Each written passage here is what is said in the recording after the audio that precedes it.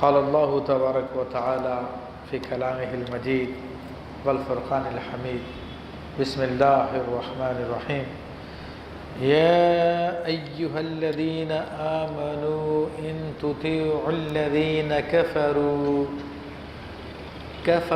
یردوکم علی اعقابکم فتنقلبوا خاسرین صدق اللہ العظیم وصدق رسولہ النبی الکریم مولاي صلی وسلم دائما ابدا علی حبیبک خیر الخلق کلہم رب اشرح لی صدری ویسر لی امری واحلل عقدۃ من لسانی یفقہوا قولی۔ تمام حضرات ایک مرتبہ محبت سے درود پاک پڑھیے۔ اللہم صلی علی سیدنا مولانا محمد معدن الجود والکرم۔ معزز حاضرین کرام، میں نے آپ کے سامنے چوتھے پارے میں سورہ آل عمران کا رکوع نمبر 16 کی ایک آیت طیبہ پڑھی جس کا نمبر آیت 149 ہے۔ تو انشاءاللہ تبارک و تعالی آج ہم اس پورے رکوع کی گفتگو کریں گے اور آیت نمبر 155 تک یہ رکوع ہے۔ اس آیت طیبہ کے ترجمہ و تفسیر سے پہلے کچھ گزشتہ درس کے حوالے سے میں عرض کر دوں کہ گزشتہ 2 ہفتوں سے جو آیات طیبات میں آپ کے سامنے تلاوت کر رہا ہوں اور جن کی تفسیر بیان کر رہا ہوں وہ غزوہ احد سے متعلق ہے۔ اس کی تفصیل میں نے آپ کے سامنے بیان کی تھی کہ غزوہ احد میں کیا کیا معاملے ہوئے، اس سے مسلمانوں کو بڑی چوٹیں بھی آئیں، بڑی تکلیف بھی اٹھائی، لیکن اللہ جل شانہ نے صحابہ کرام کی ہمت بندھائی اور انہیں جذبہ دلایا، پچھلی امتوں کی مثالیں بیان فرمائی اور پھر بتایا کہ اہل ایمان آخرت کا ثواب چاہتے ہیں تو اللہ تبارک و تعالیٰ ان کے دنیا کی بھی بھلائی عطا فرما دیتا ہے اور آخرت کی بھی بھلائی عطا فرما دیتا ہے۔ کیونکہ یہ تربیت کی گفتگو ہے براہ راست صحابہ کرام کی اور ان کے وسیلے سے ہم لوگوں کی تربیت ہو رہی ہے۔ تو چونکہ پہلے اہل ایمان کی مثال دی، نیک لوگوں کی مثال دی، اب اللہ تبارک و تعالیٰ نے برے لوگوں کی مثال بیان فرمائی کہ نیک لوگوں کی ہم پیروی کریں گے تو کامیاب ہو جائیں گے، دنیا کی بھلائی بھی اور آخرت کی بھلائی بھی۔ وہ برے لوگوں کی مثال بیان فرمائی کہ اگر بروں کی تم پیروی کرو گے تو تم دنیا میں بھی ناکام ہو جاؤ گے، آخرت میں بھی ناکام ہو جاؤ گے۔ جیسا کہ آیت طیبہ میں فرمایا گیا یا ایھا الذین آمنوا، اے ایمان والو، ان تطیعوا الذین کفروا، اگر تم کافروں کی پیروی کرو گے، کافروں کی بات مانو گے، یردوکم علی اعقابکم، تو یہ تمہیں تمہاری ایڑیوں کے بل پھیر دیں گے، یعنی تمہیں دین اسلام سے دور کر دیں گے، برگشتہ کر دیں گے۔ فتنقلبوا خاسرین، تو چنانچہ تم لوگ نقصان اٹھانے والے لوگوں میں سے ہو جاؤ گے۔ اب اس آیت طیبہ میں سبق تو عام ہے تمام مسلمانوں کو، چاہے وہ صحابہ کرام کے زمانے کے ہوں، چاہے آج کے زمانے کے ہوں، چاہے آج کے بعد جو آئندہ زمانے آئیں گے، ان سب کو اللہ نے ایک عمومی نصیحت فرما دی ہے کہ مسلمانوں اے مومنوں، تم کفار کی پیروی نہ کرو، کفار کی اطاعت نہ کرو۔ یہ درس عام ہے، آج ہمارے لوگ ہیں، ہمیں بھی یہ حکم دیا گیا کہ ہم کفار کی پیروی نہ کریں، کفار کی اطاعت نہ کریں، کیونکہ آج کفر کی طاقتیں وہ مجتمع ہو چکی ہیں، اسلام کے خلاف جمع ہو چکی ہیں۔ اگرچہ کہ ان کے آپس میں اختلافات ہیں لیکن اسلام کی مخالفت میں وہ سب ایک ہو جاتے ہیں، اور وہ لوگ ہمارے حکمرانوں کو ڈکٹیٹ کرتے ہیں، ہمارے پڑھے لکھے لوگوں کو ڈکٹیٹ کرتے ہیں، تربیت کرتے ہیں، اور ہمارے لوگ ان کی زبان بولتے ہیں۔ اب کل ایک نجی ٹیلی ویژن کو میں دیکھ رہا تھا تو جامعہ کراچی میں کوئی ہنگامہ ہوا، لڑکیاں کرکٹ کھیل رہی تھی بے پردہ ہو کر، تو اس پر مشہور یہ ہوا کہ کسی نے وہاں پہ لڑکیوں پہ کو زد و کوب کیا، تو ایک تنظیم کے لیڈر کو وہاں پہ ٹیلی ویژن پہ ایک اینکر نے بلایا ہوا تھا، بہت گفتگو ہو رہی تھی۔ وہ اینکر ایسا لگ رہا تھا جیسا کہ وہ اپنے مغربی آقاؤں کو خوش کرنے کے لیے ساری گفتگو کر رہا ہے، یعنی جو کفار ہیں ان کو خوش کرنے کے لیے اس مذہبی تنظیم کے لیڈر سے گفتگو کر رہا ہے اور اس پر تابڑ توڑ حملے کر رہا ہے، یہاں تک کہ اس نے کہا کہ اگر یونیورسٹی میں لڑکے اور لڑکیاں مل کے کھیلتے ہیں تمہیں کوئی اعتراض کا حق نہیں ہوگا، بولو مجھے کوئی اعتراض نہیں ہوگا۔ اب اگر وہ محمد رسول اللہ صلی اللہ علیہ وسلم کا غلام ہوتا، اگر اس کو کلمے کا پاس ہوتا تو کم سے کم یہ بات تو نہیں کہتا وہ، کیونکہ اللہ کے رسول نے، قرآن نے، سنت نے تو یہ نہیں کہا، اس بات سے منع کیا بے پردگی کرنے سے۔ لڑکیوں کو جو ہے اسلام میں کھیل کا تعلق نہیں ہے اسلام سے ویسے بھی، اور خواتین کو تو ویسے بھی گھر میں پردے میں رہنے کے لیے کہا گیا، مگر چونکہ ہمارے لوگ ڈکٹیشن لے رہے ہیں کافرانہ طاقتوں سے اور ان کو راضی کرنے کی کوشش کرتے ہیں تاکہ وہ ہمارے مغربی آقا ہم سے راضی ہو جائیں، تو وہ ٹیلی ویژن پر نہایت بے شرمی کے ساتھ، نہایت ہی ڈٹائی کے ساتھ وہ کہہ رہا تھا کہ بولو بولو، اگر کل لڑکے لڑکیاں ساتھ کھیلیں گی تو تم جو ان کے اوپر کوئی اعتراض نہیں کرو گے۔ اب وہ بھی چونکہ منافق تنظیم تھی، اسلام کے نام پہ کام کرتے ہیں، وہ اس نے کہا ہاں مجھے کوئی اعتراض نہیں ہوگا۔ اگر بھائی تجھے کیوں نہیں اعتراض ہوگا؟ تو جس کا کلمہ پڑھ رہا ہے، جن کا قرآن تو پڑھ رہا ہے، اس میں تو اللہ تعالیٰ فرما رہا ہے وَلَا تَعَاوَنُوا عَلَى الْإِثْمِ وَالْعُدْوَانِ، کہ تم گناہ اور برائی کے کاموں پہ تعاون نہ کرو۔ تو جس کا کلمہ پڑھ رہا ہے وہ تو فرما رہے ہیں مَنْ رَأَىٰ مِنْكُمْ مُنْكَرًا فَلْيُغَيِّرْهُ بِيَدِهِ، تم میں سے جو کوئی برائی دیکھے اس کو اپنے ہاتھ سے روک دے۔ فَإِن لَمْ يَسْتَطِعْ فَبِلِسَانِهِ، ہاتھ سے نہیں روک سکتا، اپنی زبان سے اس کو برا بولے۔ فَإِن لَمْ يَسْتَطِعْ، اگر تو زبان سے بھی برا نہیں بول سکتا، فَبِقَلْبِهِ، تو اپنے دل سے اس کو برا جان۔ تو اب ہمارے لوگ، جو ہمارا پیسے والا طبقہ ہے، جو حکمران طبقہ ہے، جو سیاستدان ہیں، جو لیڈر ٹائپ ہیں، وہ سارے کے سارے کفار کی پیروی کر رہے ہیں اور ان کو خوش کرنے کے لیے وہ باتیں جو دین اسلام کے خلاف ہے، اسلام کی تعلیمات سے براہ راست ٹکراتی ہیں، ان کو عام کرتے ہیں اور بڑا فخر محسوس کرتے ہیں۔ وہ ایک عہدیدار، معاذ اللہ اس کا نام میرے ذہن سے نکل گیا، وزیر داخلہ کیا ہے، پرویز رشید، وہ کہہ رہا ہے کہ یہ مدارس جو جہالت کی فیکٹریاں ہیں اور ہر مسجد جو ہے ایک جہالت کی فیکٹری ہے۔ اب دیکھو ان لوگوں کا یہ حال ہے، اپنے آپ کو مسلمان کہتے ہیں لیکن مدارس و مسجد کو جہالت کی فیکٹریاں قرار دے رہے ہیں۔ وہ کہہ رہے ہیں کہ علم کی فیکٹریاں، یونیورسٹیز، کالج یہ کم ہیں، ہم ان سے کا مقابلہ نہیں کر سکتے یہ جہالت کی فیکٹری والوں کا۔ اب یہ اور کس کو پیروی کہتے ہیں؟ تو یہ سارے کے سارے اپنا دل ایمان وہاں پہ دے بیٹھے ہیں۔ برا اللہ نے فرما دیا کہ اگر تم ایسا کرو گے تو وہ تمہیں تمہارے ایڑیوں کے بل پھیر دیں گے، یعنی تمہیں واپس کافر بنا دیں گے، اور بس تم لوگ نقصان اٹھانے والے ہو جاؤ گے۔ اور ان کو نقصان آج نظر نہیں آ رہا، کل ضرور دیکھ لیں گے انشاءاللہ، کوئی دور نہیں ہے، آنکھ بند ہونے کی دیر ہے، فوراً پتہ چل جائے گا کہ ہم نے کیا کیا تھا اور کیا نہیں کیا تھا۔ تو یہ تو ایک عمومی اس کا سبق ہے، خاص طور پہ صحابہ کرام کی طرف اشارہ ہے اس میں، کیونکہ جب غزوہ احد سے واپس آئے تو عبداللہ ابن ابی منافق نے کہا کہ میں ایسا کرتا ہوں، ابو سفیان سے بات کرتا ہوں تو میں معافی دلا دیتا ہوں، سارا معاملہ ختم ہو جائے گا، میں نے تو تمہیں پہلے ہی منع کیا تھا کہ بھئی یہ شخص ٹھیک نہیں ہے، کیوں خبر اڑ گئی تھی حضور علیہ السلام کو شہید کر دیا گیا، تو وہ منافق بڑا کھل کے بول رہا تھا، چلو جو کچھ تھا ایک جھوٹا خواب تھا جو ہم نے دیکھا، اسلام اب ختم، اب واپس ہمیں تو انہی کے ساتھ زندگی گزارنی ہے، ہم ان کے ساتھ مل کے رہتے، میں تمہاری صلح کرا دیتا ہوں۔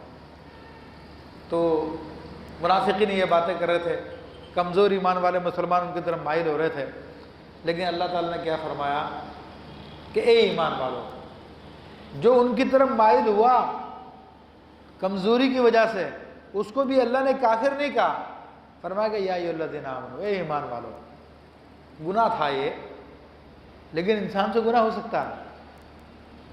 وہ صحابہ کرام تھے، ان سے یہ بات سرزد ہو گئی، تو آپ اندازہ کریں جو لوگ اپنے پیروں کو کہتے ہیں میرا پیر تو بڑا ولی اللہ ہے، اس سے تو کوئی غلطی ہو ہی نہیں سکتی، جناب وہ تو معصوم ہے، وہ تو محفوظ ہے، اب ان سے بڑھ کے بھی کوئی محفوظ ہوگا جن کا نام صحابہ کرام ہے؟ تو اپنے عقیدے کو درست کرنے کی ضرورت ہے اس معاملے میں بھی۔ تو اللہ نے فرمایا کہ اے ایمان والو، اگر تم ان کی بات مانو گے تو تمہیں یہ ایمان سے پھیر دیں گے اور تمہیں نقصان ہو جائے گا۔ بل اللہ مولاکم وہو خیر الناصرین، بلکہ اللہ تبارک و تعالیٰ تمہارا مولا و مددگار ہے اور وہ بہترین مددگار ہے۔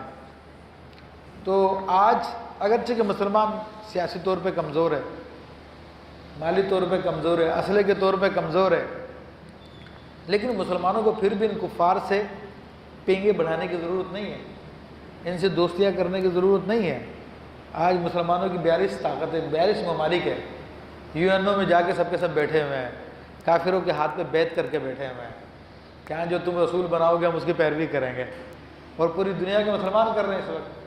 42 ممالک ان کو اپنا ہاتھ دے کے بیٹھے ہوئے ہیں، ان کو اپنا سر دے کے بیٹھے ہوئے ہیں، اور آج یہ حال ہے کہ وہ اس 42 کی اکثریت ہونے کے باوجود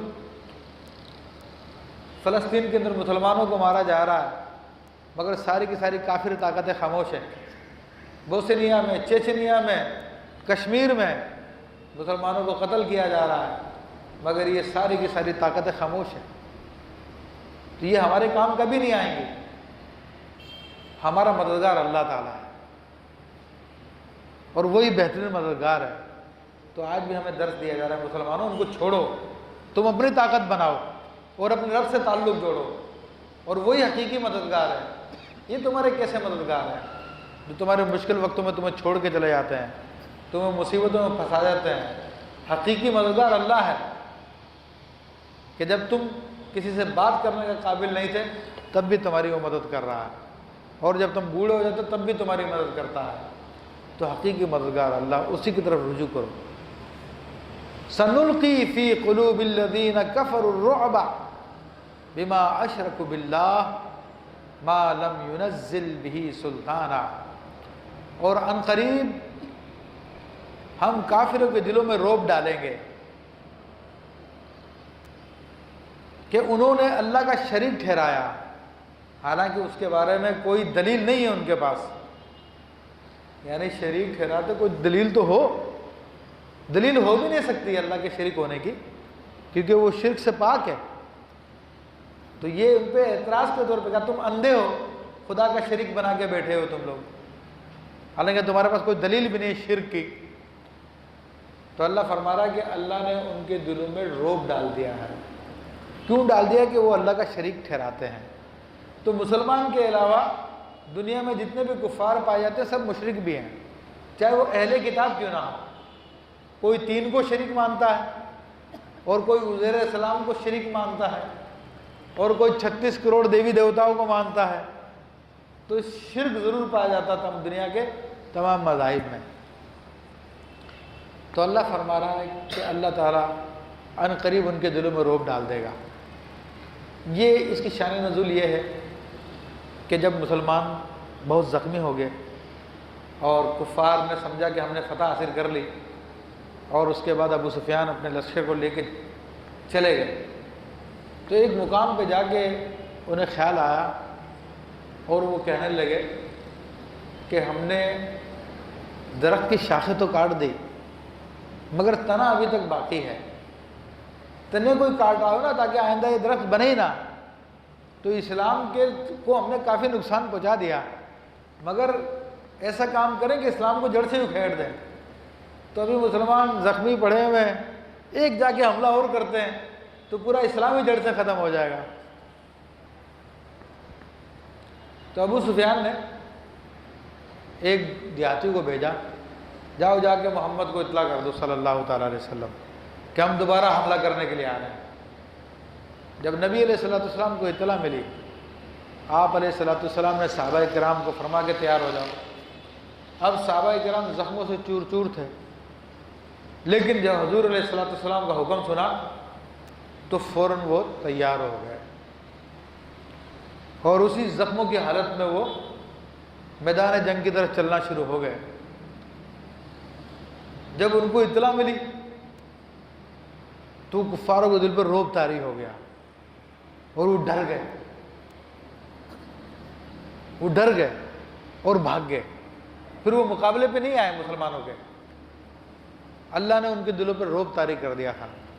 تو اسی کے بارے میں اللہ فرما رہا ہے سَنُلْقِي فِي قُلُوبِ الَّذِينَ كَفَرُوا الرُّعْبَ، ان قریب ہم کفر کرنے والوں کے دل میں رعب ڈال دیں گے، بِمَا أَشْرَكُوا بِاللَّهِ، اس وجہ سے کہ انہوں نے اللہ کے ساتھ شرک کیا، جس کی کوئی دلیل نہیں ہے، مَا لَمْ يُنَزِّلْ بِهِ سُلْطَانًا، جس کے اوپر اللہ نے کوئی دلیل نہیں اتاری، وَمَأْوَاهُمُ النَّارُ، اور شرک کرنے کی وجہ سے ان کا ٹھکانہ جہنم ہے، وَبِئْسَ مَثْوَى الظَّالِمِينَ، اور ظالمین کا، ناانصافوں کا، شرک کرنے والوں کا ٹھکانہ کتنا برا ہے۔ تو یہی حال آج بھی کفار کا ہے، باوجود یہ کہ وہ جانتے ہیں کہ مسلمان اس وقت سیاسی طور پر، طاقت کے طور پر کمزور ہیں، لیکن ہر وقت ان کو دھڑکا لگا رہتا ہے، اور ہر وقت مسلمانوں کو ڈاؤن کرنے کی پالیسی میں لگے رہتے ہیں، کہیں یہ پھر سے ابھر نہ جائیں، کہیں پھر سے ان کا اتفاق اتحاد نہ ہو جائے، کیونکہ ان لوگوں پر اسلام کی دہشت طاری ہے۔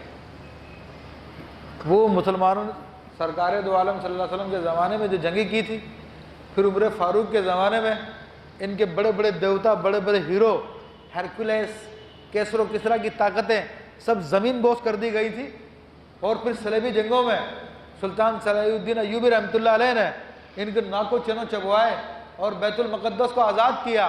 پھر اس کے بعد بھی ترکی حکومت قائم رہی 750 سال تک، ان کے دلوں پہ آج تک رعب طاری ہے، اور یہ اسی جنگ کا انتقام لینا چاہتے ہیں، ڈرتے ہیں، جہاں پہ سنتے ہیں مسلمان کہیں تھوڑی ترقی نہ کر جائے، فوری طور پہ کو حملہ کر دیتے ہیں، ہنگامہ کر دیتے ہیں کہ ان کو کھڑا نہ ہونے دیا جائے۔ لیکن اللہ تعالیٰ فرماتا ہے کہ ان کا ٹھکانہ جہنم ہے، اور یہ بہت برا ٹھکانہ ہے۔ وَلَقَدْ صَدَقَكُمُ اللَّهُ وَعْدَهُ إِذْ تَحُسُّونَهُمْ بِإِذْنِهِ، اور تحقیق اللہ نے اپنے وعدے کو سچا کیا جب تم اس کے حکم سے کافروں کو قتل کرتے تھے۔ ہوا یہ کہ غزوہ بدر کے بعد، غزوہ احد کے بعد مسلمان کہنے لگے آپس میں کہ اللہ رسول نے ہم سے وعدہ کیا تھا کہ تمہیں فتح حاصل ہوگی، پھر ہمیں فتح حاصل کیوں نہیں ہوئی؟ ہماری کیا غلطی ہو گئی ایسی؟ کیونکہ وہ جانتے تھے کہ اللہ رسول کا وعدہ سچا ہے۔ اس سچے وعدے کے باوجود ہمیں ظاہری طور پر نقصان اٹھانا پڑا، ہم سے کیا کوتاہی ہو گئی، ہم سے کیا کمزوری ہو گئی ہے؟ اس بات میں وہ غور کر رہے تھے، تو اللہ نے یہ آیتیں اتار کر ان کو بتایا، سبب بتایا کہ تم سے کیا کمزوری ہو گئی تھی، ورنہ اللہ نے، اس کے رسول نے عز و جل و صلی اللہ تعالیٰ علیہ وسلم نے جو وعدہ فرمایا تھا وہ وعدہ سچا تھا اور سچا ہوا، لیکن تمہاری کمزوری کی وجہ سے یہ سب کچھ ہو گیا۔ تو فرماتا ہے کہ بے شک اللہ نے تم سے جو وعدہ کیا تھا اپنا، وہ سچ کر دکھایا تھا کہ تم ان کافروں کو قتل کر رہے تھے۔ اور غزوہ احد کی ابتدا میں یہی ہوا تھا کہ غزوہ احد کی ابتدا میں جب مسلمانوں کا ان سے آمنا سامنا ہوا، مسلمانوں نے وہ زوردار حملہ کیا کہ کفار اپنی عورتیں، اپنے بچے چھوڑ کے بھاگے اور دوڑے۔ وہ جیسا کہ میں نے ذکر کیا تھا، سیدنا حمزہ رضی اللہ عنہ تلوار لے کر جب چلے تو اتنے آگے پہنچ گئے کہ سارے کافروں کو صفایا کرتے ہوئے عورتوں تک پہنچ گئے، اور ہندا کے بعد تلوار اٹھائے اور اس کو قتل کرنے لگے۔ تو ہندا نے کہا کہ اسلام میں عورتوں کو قتل کرنا منع، تو آپ نے پھر چھوڑ دیا۔ یہ معاملہ ہو گیا تھا، میدان خالی ہو گیا تھا، کفار اپنا مال چھوڑ کے بھاگ پڑے تھے۔ تو اللہ فرما رہا، اللہ نے تو اپنا وعدہ سچا کیا تھا۔ استحسونہم، جب تم ان کو قتل کر رہے تھے اللہ کے حکم سے، تو فتح تو تمہیں حاصل ہو گئی تھی اللہ رسول کے وعدے کے مطابق. حتی اذا فشلتم، لیکن یہاں تک کہ جب تم نے بزدلی دکھائی، وتنازعتم فی الامر، اور تم نے حکم میں جھگڑا ڈالا، وعصیتم من بعد ما اراکم ما تحبون، اور جب اللہ نے تمہیں وہ دکھایا جس کو تم محبت کرتے تھے، جس سے تم محبت کرتے تھے، یعنی تمہیں فتح حاصل ہو، تمہیں کامیابی حاصل ہو، کامرانی حاصل ہو، تو اللہ نے تمہیں دے دی تھی وہ کامیابی، اور تم نے دیکھ بھی لیا تھا کہ میدان خالی ہو گیا، کفار بھاگ رہے ہیں، دوڑ رہے ہیں، اللہ نے تمہیں یہ چیزیں دکھا دی تھی، لیکن پھر تم نے نافرمانی کی. وہ کیا نافرمانی تھی؟ نبی علیہ الصلوۃ والسلام نے 50 تیر انداز گھاٹی پہ مقرر فرمایا تھے، جو میں نے پہلے بیان کیے تھے. حضرت جبیر ابن مطعم رضی اللہ تعالیٰ عنہ کے سربراہی میں، اور ان سے فرمایا تھا کہ دیکھو اس جگہ کو مت چھوڑنا جب تک کہ تمہیں میں حکم نہ دے دوں، یہاں تک کہ اگر تم دیکھو کہ ہمارے گوشت کو چیل کوے نوچ رہے ہیں تب بھی تم اس جگہ کو نہ چھوڑنا. اب جب فتح ہوئی اور کافر دم دبا کے بھاگے تو وہ گھاٹی پہ جو 50 آدمی تھے، 50 صحابہ کرام تھے، اب ان میں سے بعض نے کہا کہ بھائی اب تو جنگ ختم ہو گئی ہے، چلو اس جگہ کو چھوڑو اب. تو حضرت جبیر بن مطعم رضی اللہ تعالیٰ نے فرمایا کہ نہیں، جب تک کہ حضور کا حکم نہیں آئے گا تب تک اس جگہ کو نہیں چھوڑنا. لوگوں نے کہا نہیں نہیں، یہ تو اس وقت تھا کہ جب جنگ جاری ہو، اب تو جنگ ختم ہو گئی ہے، اب اس جگہ پہ کھڑے ہونے کی ضرورت نہیں ہے. انہوں نے منع کیا، نہیں یہ جگہ نہیں چھوڑنی ہے. تو اپنے امیر کی انہوں نے نافرمانی کر دی. یہ اجتہادی خطا تھی، اللہ رسول کی بغاوت کا ارادہ نہیں تھا ان کا، اللہ کے رسول کے حکم کو سمجھنے میں غلطی ہوئی تھی، اس لیے اس کو اجتہادی خطا کہتے ہیں. وہ 40 آدمی 50 میں سے چھوڑ کے چلے گئے اور 10 باقی رہ گئے. اب خالد بن ولید اور اکرمہ بن ابو جہل، یہ دونوں کے دونوں بڑے سورما تھے، بڑے بہادر لوگ تھے، کفر میں تھے اس وقت. انہوں نے بندے اکٹھے کیے اور پیچھے سے حملہ کیا، ان 10 کو شہید کیا، اور مسلمان جو کافروں کے پیچھے بھاگ رہے تھے اب یہ مسلمانوں کے پیچھے آ گئے اور مسلمانوں کو چن چن کے قتل کرنے لگے. کیونکہ خالد بن ولید آپ کو معلوم ہے کیسے لڑاکا تھے، کیسے جنگجو تھے. بہرحال اس میں مسلمانوں کو پھر بڑا نقصان ہوا. خود رسول اللہ صلی اللہ علیہ وسلم ایک غار کے پاس تشریف لے آئے. اچھا بعض لوگ گھبرا گئے، گھبرا کے انہوں نے مدینہ شریف کی طرف بھاگنا شروع کر دیا. اس میں کافی لوگ تھے جو بھاگنے والوں میں مسلمان تھے وہ. اچھا خبر پھیل گئی کہ حضور علیہ الصلوۃ والسلام کا انتقال ہو گیا، اس سے اور دل ٹوٹ گئے، تو مسلمانوں میں یہ بزدلی پیدا ہو گئی. اس لیے اللہ نے فرمایا کہ جب تم نے بزدلی دکھائی، وَتَنَازَعْتُمْ فِي الْأَمْرِ، امر تم نے جو حکم میں جھگڑا کیا، یعنی جو حکم دیا گیا تو جگہ کو نہ چھوڑو، لیکن تم نے اختلاف کیا اور جگہ چھوڑ دی. وَعَصَيْتُمْ مِنْ بَعْدِ مَا أَرَاكُمْ، اور جب تم نے دیکھا کہ فتح ہو گئی تم نے حکم کی نافرمانی کر دی، تو پھر تمہارے ساتھ یہ ہو گیا. فتح اللہ نے تمہیں دے دی تھی جس کا وعدہ کیا تھا، لیکن بعد میں جو کچھ ہوا تمہاری وجہ سے ہوا. مِنْكُمْ مَنْ يُرِيدُ الدُّنْيَا، تم میں سے بعض تو وہ ہیں جو دنیا کو چاہتے ہیں. وَمِنْكُمْ مَنْ يُرِيدُ الْآخِرَةَ، اور بعض وہ جو آخرت کو چاہتے تھے. تو اب چونکہ صحابہ کرام میں بعض منافقین بھی تھے تو اس لیے ان کے بارے میں فرمایا کہ اس قسم کے لوگ تھے وہ جو دنیا کو چاہتے تھے. لیکن بہرحال جو صحابہ کرام جو مومنین تھے، اہل ایمان تھے، ان کے بارے میں گفتگو ہو رہی ہے. کہ بعض اوقات انسان مومن ہونے کے باوجود بھی دنیا پہ اس کی توجہ چلی جاتی ہے، دنیا پہ توجہ چلی جاتی ہے، تو اللہ انہی کے بارے میں فرما رہا. لیکن بعض رسول اللہ صلی اللہ علیہ وسلم کے جو تربیت یافتہ تھے، خاص جو حضور کی صحبت میں خاص رہنے والے تھے، ان کے اوپر کوئی اثر نہیں پڑا. حضرت ابو بکر صدیق، عمر فاروق اور دیگر بہت سارے صحابہ کرام وہ میدان جنگ میں ہی تھے، اگرچہ کہ بکھرے ہوئے تھے، اور حضور کے ساتھ بھی تھے، سیدنا علی کرم اللہ وجہ اور دیگر کریم. تو ثم صرفکم عنہ لیبتلیکم، پھر تمہارا منہ ان سے پھیر دیا. یعنی پہلے تم کافروں پہ حاوی تھے، پھر کافروں سے تمہارا منہ پھر کے اب مدینہ شریف کی طرف ہو گیا، بھاگنے لگے. لیبتلیکم، تاکہ اللہ تمہاری آزمائش کرے۔ تو اب چونکہ آزمائش مقصود تھی تو اب کافروں کو غلبہ دے دیا اللہ تبارک و تعالیٰ نے۔ بتانا مقصود یہ ہے کہ جو کچھ ہو رہا ہے وہ اللہ کے حکم سے ہو رہا ہے۔ جو تمہیں غلبہ مل رہا تھا اللہ کے حکم سے مل رہا تھا، اب جو تم پہ سختی آئی ہے یہ بھی اللہ کے حکم سے آئی ہے، یہ تمہاری آزمائش کے لیے آئی ہے، تاکہ ایمان والے اور بے ایمان جدا جدا ہو جائیں، پتہ چل جائے۔ اب جیسا کہ میں نے ذکر کیا کہ چونکہ یہ رسول اللہ صلی اللہ علیہ وسلم کی شہادت کی خبر بھی عام ہو چکی تھی اور مسلمانوں کو زخم بھی بہت لگے تھے، تو اس کے اندر بڑے بڑے لوگ بھی بھاگ گئے تھے۔ وَلَقَدْ عَفَا عَنْكُمْ، مگر اللہ تبارک و تعالیٰ نے تم کو معاف کر دیا۔ اب جو صحابہ کرام تھے اگرچہ کہ میدان جنگ سے بھاگ گئے تھے، لیکن اللہ کیا فرما رہا؟ اللہ نے تمہیں معاف کر دیا۔ جب اللہ معاف کر رہا ہے اپنے حبیب علیہ الصلوۃ والسلام کے صحابہ کرام کو، تو اے بدعتیوں تمہیں کیا ضرورت ہے بولنے کی ان کے بارے میں؟ تمہیں کیا ضرورت ہے گستاخی کرنے کی ان کی؟ کیونکہ بعض لوگوں نے اپنا دین ہی سی بات پہ بنایا ہوا کہ جب تک صحابہ کرام کے بارے میں برائی نہ نکال لیں تب تک ان کا دین مکمل نہیں ہوتا۔ تبرہ ان کے دین کا جز ہے۔ تو اے بے ایمانو، تم قرآن سے زیادہ تمہارا ایمان ہے؟ قرآن سے ہٹ کر کوئی اور دین ہے تمہارا؟ اگر تم کہتے ہو ہاں قرآن کو مانتے ہیں تو اللہ تو فرما رہا وَلَقَدْ عَفَاكُمْ عَنْكُمْ، اللہ نے تمہیں معاف کر دیا۔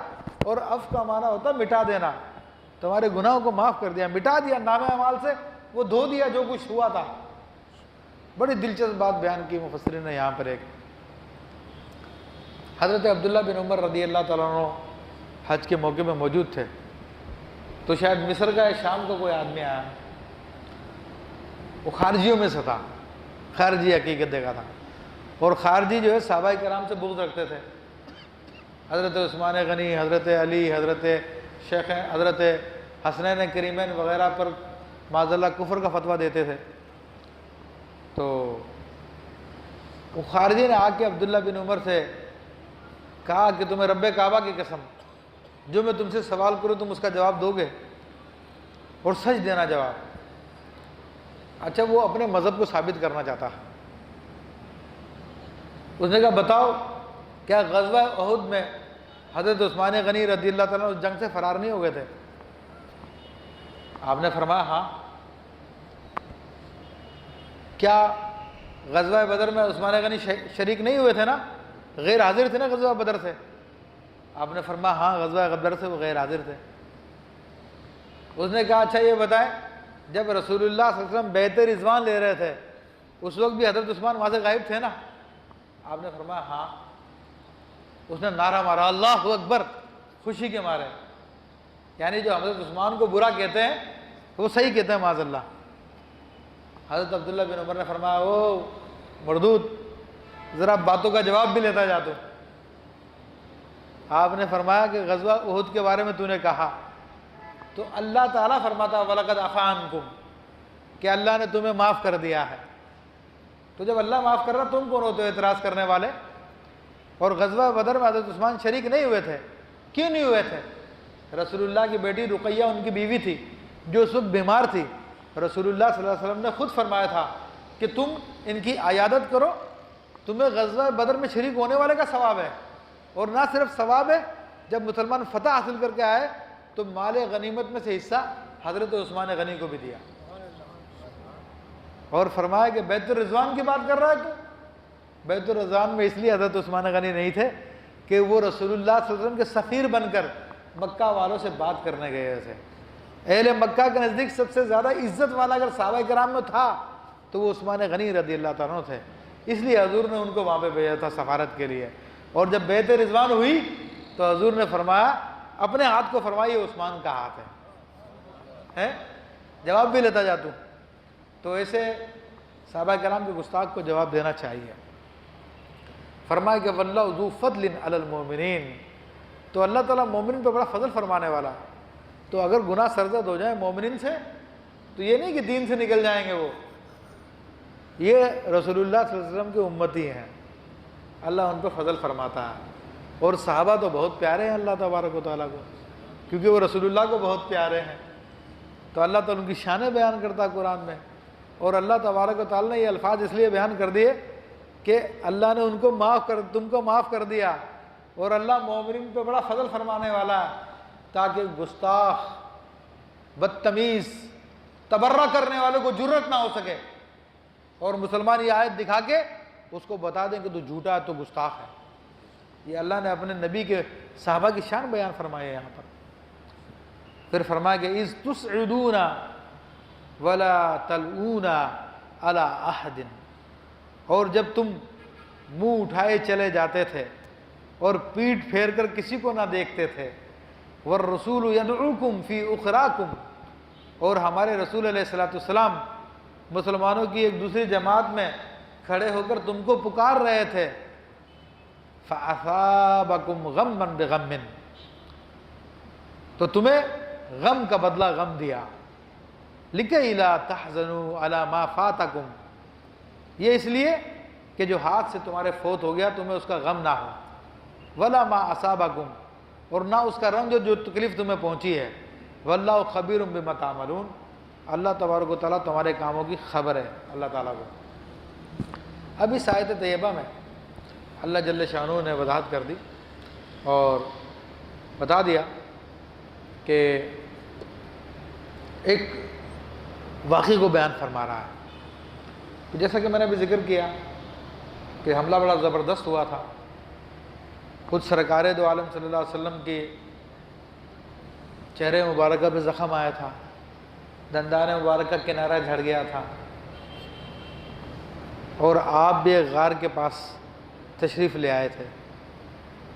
عام آدمی ہوتا تو میں کہتا کہ غار میں پناہ لے لی، لیکن رسول اللہ صلی اللہ علیہ وسلم کہیں پناہ نہیں لیتے، آپ تو سارے عالمین کی پناہ ہیں، تو اس لیے میں یہ عرض کر رہا ہوں کہ غار کے پاس تشریف لے آئے، اور صحابہ کرام نے آپ کا گھیرا بنا لیا۔ اب ایسے میں کچھ صحابہ کرام تو حضور کے ساتھ تھے، اور کچھ، چونکہ میدان بڑا تھا، اب جن کو خبر نہیں تھی کہ ان کو خبر ملی کہ حضور شہید ہو گئے، تو وہ گھبرا گئے اور بھاگنا شروع کر دیا۔ تو اس وقت رسول اللہ صلی اللہ علیہ وسلم آواز دے رہے تھے، اے لوگوں میں زندہ ہوں، میں شہید نہیں ہوا میں، مگر تمہارا اس وقت یہ حال تھا جو بھاگ رہے تھے کہ کسی کو سننے کے لیے تیار نہیں تھے، مڑ کے نہیں دیکھ رہے تھے۔ تو اللہ تبارک و تعالیٰ نے اسی بات کو بیان فرمایا، فَأَثَابَكُمْ غَمًّا بِغَمٍّ، تو اب اللہ نے تمہیں غم کے بعد غم دیا۔ پہلا غم تو کیا تھا؟ پہلا غم یہ تھا کہ میدان جہاد میں فتح حاصل ہو گئی تھی، لیکن وہ شکست میں بدل گئی اور مسلمان کافی شہید ہوئے، تو یہ غم کے بعد غم ہے۔ پھر تیسرا بڑا غم کیا تھا کہ رسول اللہ صلی اللہ علیہ وسلم شہید کر دیے گئے، یہ سب سے بڑا غم تھا۔ تو یہ اللہ فرماتا یہ تمہیں غم دیا گیا تھا تاکہ تم غم کی وجہ سے پچھلے غم کو بھول جاؤ۔ انسان پہ کوئی آفت آ جائے یا انسان کا کوئی نقصان ہو جائے، چھوٹا نقصان، تو اس کا غم ہوتا ہے، لیکن اگر اس کو اطلاع دی جائے کہ بھائی تمہارا اس سے بڑا نقصان ہو گیا، پہلے تو یہ اطلاع تھی کہ تمہاری موٹر سائیکل چوری ہو گئی، بڑا غم ہوا اس کو، اب اس کو اطلاع ملی تمہارے گھر کی چھت گر گئی، تو وہ اس سے بڑا نقصان، اب وہ موٹر سائیکل کو بھول کر اب وہ گھر کی چھت میں لگ جائے گا، اس کو زیادہ غم ہو گیا۔ لیکن پھر بالفرض جب اپنے گھر آتا ہے اور دیکھتا نہیں چھت تو سلامت ہے، تو موٹر سائیکل کا غم بھی پھر باقی نہیں رہتا، کیونکہ جب دیکھتا نا کہ یار یہ غم نہیں ہے۔ تو ایسے ہی صحابہ کرام کو جنگ کی اندر جو نقصان اٹھایا تھا اس کا غم ہوا تھا، لیکن اللہ نے دوسرا بڑا غم یہ دیا کہ حضور کی شہادت کی خبر پھیلا دی گئی کہ حضور علیہ السلام شہید کر دیے گئے، وہ صحابہ کرام پر اس سے بڑا غم تھا۔ اب اس غم کی وجہ سے پچھلا غم ہوا ہو گیا، لیکن جب بعد میں پتہ چلا کہ حضور علیہ السلام سلامت ہے تو اب سارے غم ختم ہو گئے۔ اور میں آپ کو بتاؤں، اس میں ٹائم نہیں ہے، ورنہ صحابہ کرام کا یہ حال تھا۔ ایک خاتون، اس کو مدینہ منورہ میں اطلاع ملی تھی کہ حضور علیہ السلام شہید کر دیے گئے۔ اب وہ خاتون دیوانی اپنے گھر سے نکلتی ہے اور حضور کی خبر لینے چلتی ہے اور لوگوں سے پوچھتی جاتی ہے بتاؤ میرے سرکار صلی اللہ علیہ وسلم کیسے ہیں، وہ خیریت سے ہیں؟ راستے میں کوئی ملتا ہے، مائی صاحبہ تیرا بیٹا مر گیا۔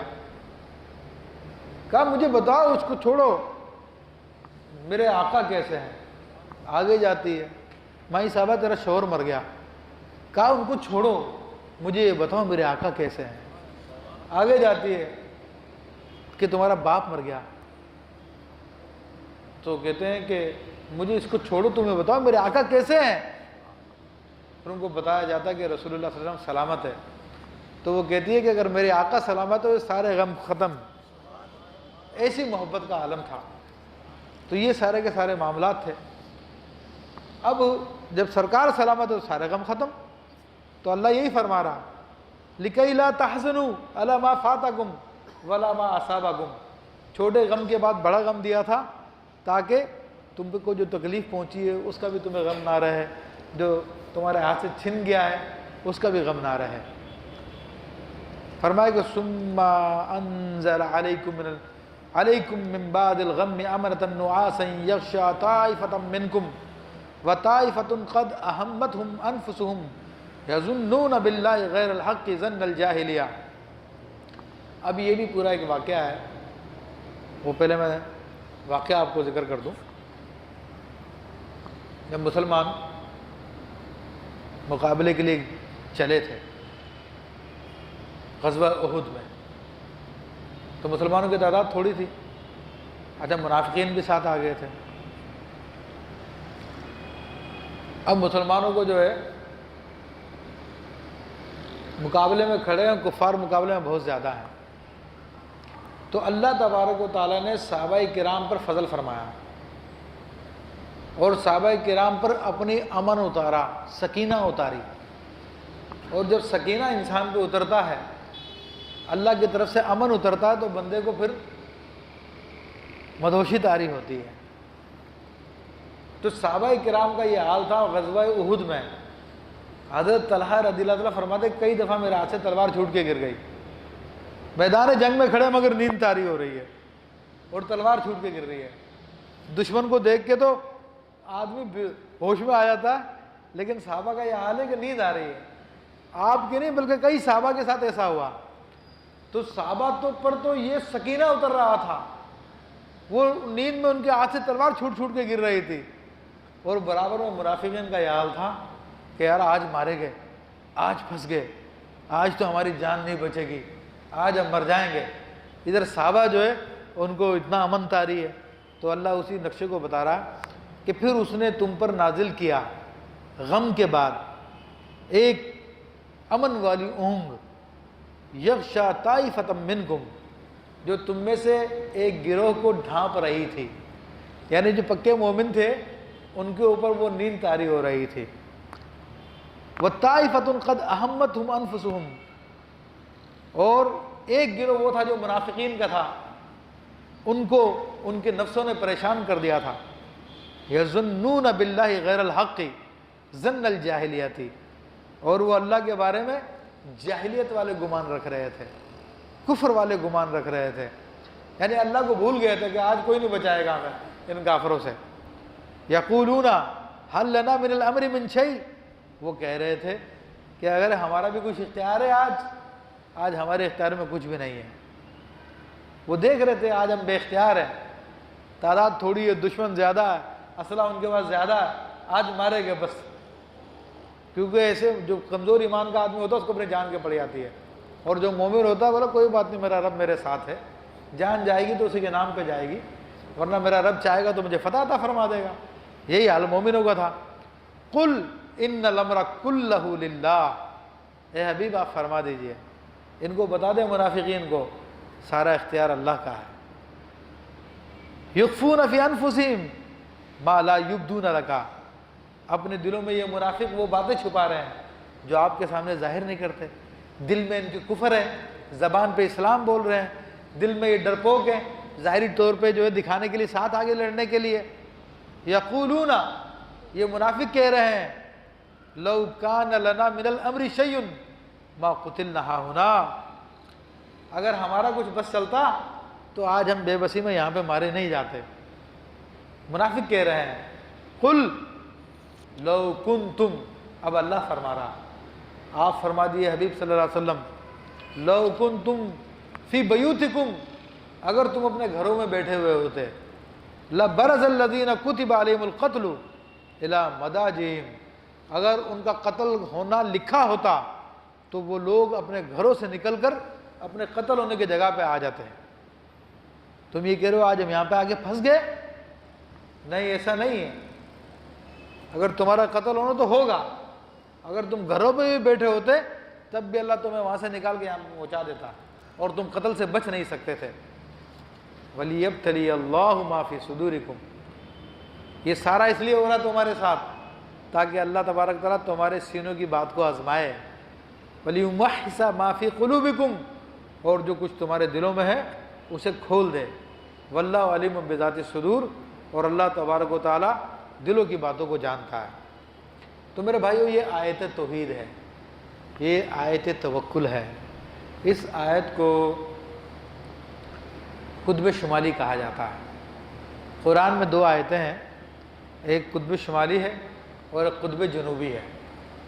تو قطب جنوبی تو وہ ہے جو سورہ فتح کی آخری آیت ہے، محمد الرسول اللہ والذین معہ اشداء علی الکفار، اور یہ آیت جو ہے قطب شمالی ہے۔ اور ان آیتوں کی بڑی فضیلت ہے، بڑا مرتبہ، بڑا مقام ہے، روحانیت میں اس کی بڑی حیثیت ہے۔ تو بہرحال میں نے نام بتا دیا آپ کو، باقی تو پھر اس کے پڑھنے سے اس کے سارے کمال حاصل ہوتے ہیں۔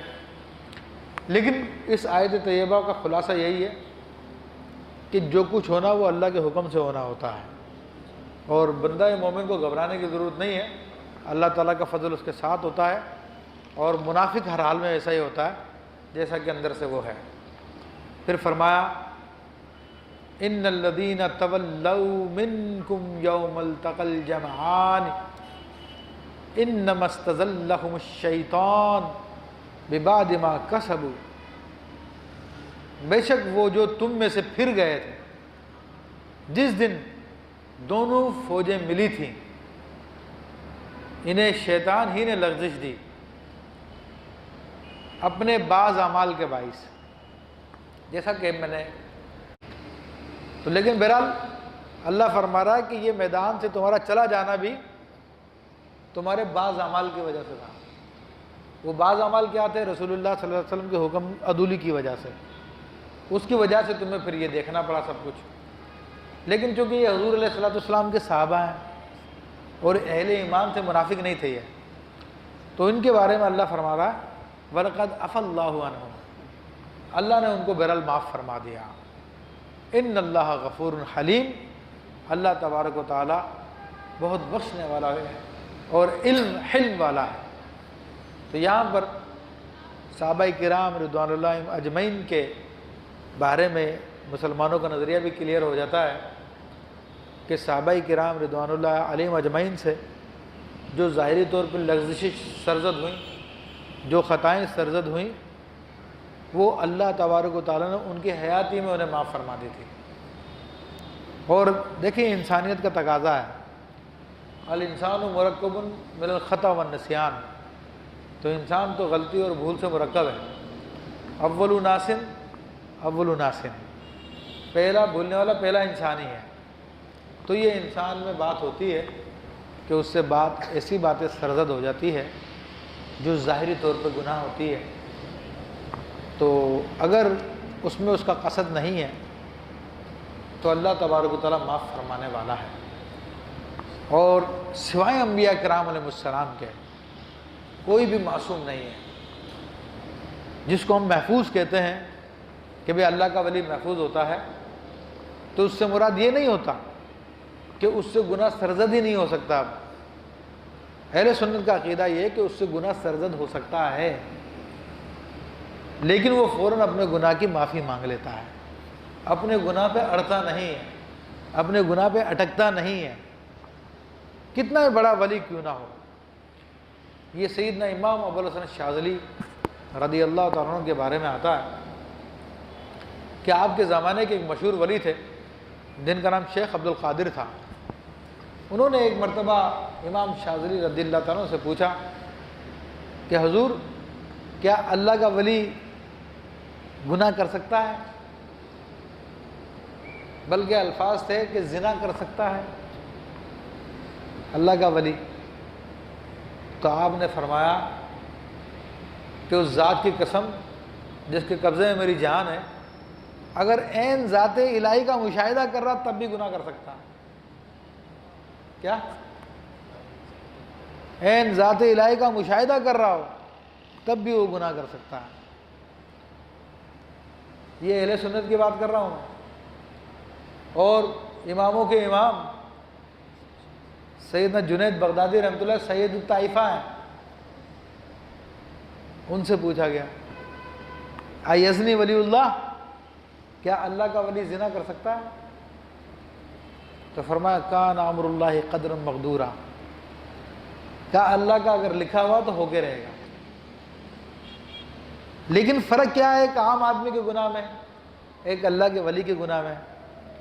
فرق یہ ہے کہ اللہ کا ولی گناہ کرتا ہے فوراً توبہ کر لیتا ہے اور اپنے گناہ پہ کوئی تعویلیں پیش نہیں کرتا، اڑتا نہیں یہ وجہ نہیں یہ وجہ، اپنی صفائیاں پیش نہیں کرتا، بلکہ اپنے آپ کو اللہ کی بارگاہ میں پیش کر کے معافی مانگ لیتا ہے۔ اور صحابہ کرام کا واقعہ ہے کہ ایک صحابی اور صحابیہ سے یہ فعل سرزد ہوا تو وہ رسول اللہ کی بارگاہ میں حاضر ہوئے اور عرض کیا رسول اللہ ہمیں پاک کر دیجئے، ہمیں پاک کر دیجئے، یہاں تک کہ ان کو سنسار کیا گیا اور وہ شہید ہو گئے اس میں، اور حضور نے ان پر گواہی دی انہوں نے ایسی توبہ کی ہے کہ اگر ان کی توبہ مدینے والوں میں تقسیم کر دی جائے تو پوری پڑ جائے گی۔ تو اپنے پیروں کے بارے میں ہمیں اپنا عقیدہ درست کرنے کی ضرورت ہے۔ بعض لوگوں کو میں نے دیکھا یہ عقیدہ بنا لیا ہے کہ میرا پیر تو اللہ کا ولی، اس سے کبھی غلطی ہو سکتی ہے کیا؟ نہیں، وہ تو غلطی کر ہی نہیں سکتا، وہ تو اللہ کا ولی ہے۔ تو یہ عقیدہ غلط ہے۔ اللہ کا ولی محفوظ ہوتا ہے، مگر محفوظ کا مطلب کیا ہے کہ گناہ سرزد ہو سکتا ہے مگر توبہ کر لے گا، بس یہی فرق ہے۔ ہاں اگر کسی کو تم دیکھو کہ گناہوں سے بچتا ہے لیکن کبھی سرزد ہو جاتا تو توبہ کر لیتا ہے، تو تم اس کے ولی ہونے کی گواہی دے سکتے ہو کہ ہاں یہ اللہ کا ولی ہے۔ لیکن جو ایسا آدمی جو کہتا مجھ سے کبھی گناہ ہوتا ہی نہیں ہے اور میں تو بڑی احتیاط کرتا ہوں، تو پھر اس کے بارے میں غور کرنے کی ضرورت ہے، فکر کرنے کی ضرورت ہے۔ اللہ تعالیٰ نے قرآن مجید کو سمجھنے کی توفیق عطا فرمائے، آمین بجاہ النبی الامین۔